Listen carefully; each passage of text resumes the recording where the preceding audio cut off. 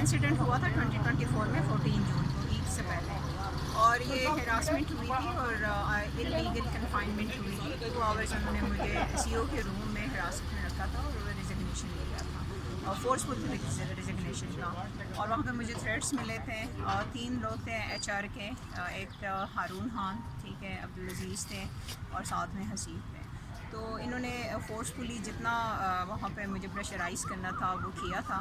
پھر اس کے بعد میں سینئر مینجمنٹ کے پاس گئی کہ یہ چیز معاملہ دیکھیں اور اس میں انصاف فراہم کریں.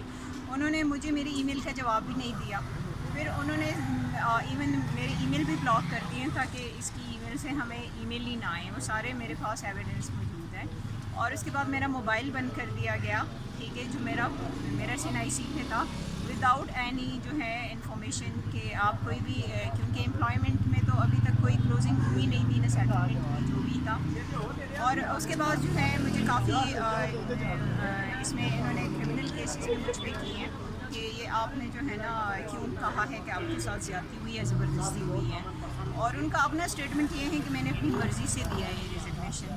تو اس میں اگر ایک لمحے کے لیے ان کی بات مانی جائے کہ کیا ہے، تو وہ بھی پورا نہیں اترتا، کیونکہ ڈیو پروسیس اس میں ہوا ہی نہیں ہے. آپ ریزگنیشن اپنے لائن مینیجر کو کرتے ہیں، پھر جا کے ایچ آر اس میں انوالو ہوتا ہے.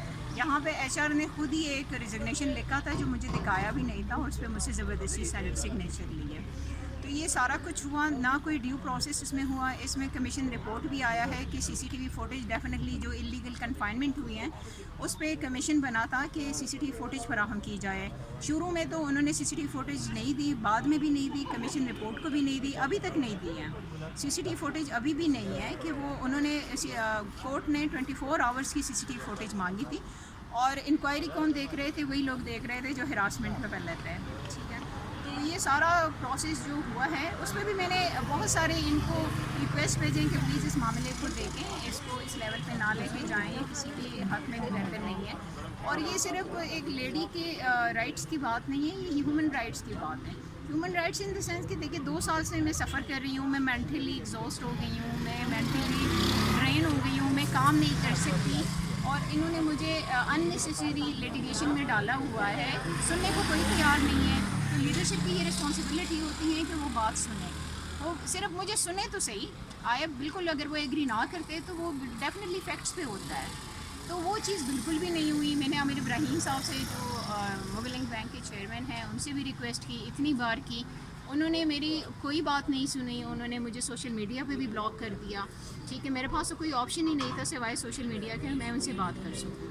تو وہاں پہ بھی انہوں نے کوئی رپلائی نہیں کیا، بلکہ کسی مینجمنٹ کی طرف سے مجھے نہیں ہوا. تو یہ ساری چیزیں میں فیس کر رہی ہوں، اور میری بس ریکویسٹ ہے کہ پلیز اس طرح کی چیزیں کو جو ہے آپریشنل ایشوز ہوتے ہیں یا اگر وومن کے گریوینسز ہوتے ہیں تو اس کو سنا جائے، نہ کہ ان کو اور زیادہ جو ہے ہراس کیا جائے اس کیس کے بعد. تو جتنا ہراسمنٹ میں نے اس ٹائم فیل کیا تھا اس کے 3 گنا میں ابھی کر رہی ہوں. جو 2 سال میں عدالت ہو جا رہی ہوں، پیشیاں بھگت رہی ہوں. کرمنل کیس میں یوں نو کہ آپ کو ہر ٹائم پریزنٹ ہونا پڑتا ہے. تو یہ ساری چیزیں یہ کر رہے ہیں، اور وجہ کوئی نہیں ہے کہ یہ کیوں کر رہے ہیں، بس صرف یہ کہ آپ بولی کیوں ہیں. ابھی